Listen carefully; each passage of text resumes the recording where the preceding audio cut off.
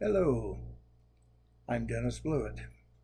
Many of you have read my blog, denniscomments.wordpress.com, and somebody recently started a YouTube channel for me, so I thought I might as well use it. Today I want to talk about confiscation laws. Now, many of you know I've been a lawyer for 40 years, over 40 years, almost 50. I taught at a university, I've been a judge, I've been various things throughout my life. Helped start a movie company, been a writer, mainly I dabbled. Anyway, one of the things I did was teach at University of Colorado. And for several years I would come in as a guest lecturer.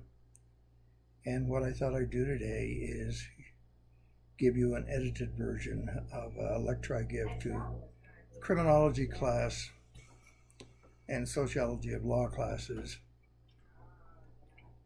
about the confiscation laws and how they came about and what they do and my opinion of them. So first off, how did they come about? They came about with the drug war. The Nixon administration wanted to get some way to handle or to control hippies, anti-war protesters, and people like that. So they devised the war on drugs. And part of the war on drugs was financing it, and the best way to finance it was through the confiscation laws. Confiscation laws come from the laws in England on admiralty. Now, I've had occasion to study those for quite a while because one of my ancestors was Admiral Blewett, and he was with the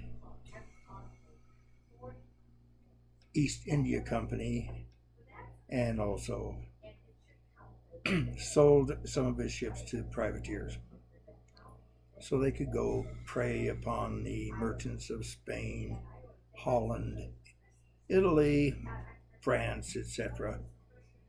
And the admiralty courts were set up as a court where you could get legal title or ownership to what they called prizes. So, to be able to do this, the governments would issue what they called letters of marque and reprisal. And that gave you a charter to be a privateer. And privateers got paid by capturing vessels and cargoes and hauling them back to the Lord High Admiral's court and getting a ruling that the prize belonged to him. Now, of course, they had to split with the crown, but that was okay. They still came out pretty good.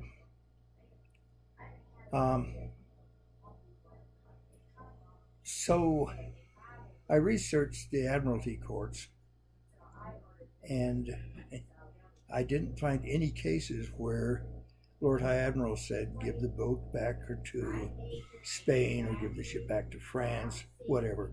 It's if you got it to the port, it was yours, and the Queen's or King's.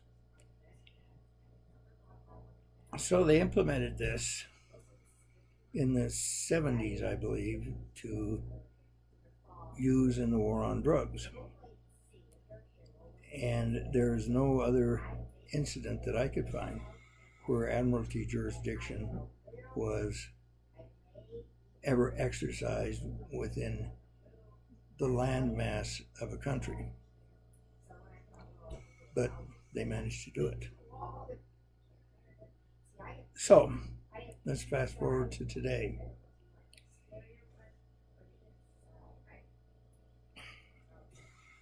Today they pull people over all the time on suspicion of having drugs. And if they're suspected of having drugs, then the state, the government, feds, whatever, take the vehicle and file a petition to have it confiscated. Fairly straightforward. and the logic behind it and the propaganda behind it is let the criminals pay for their own enforcement.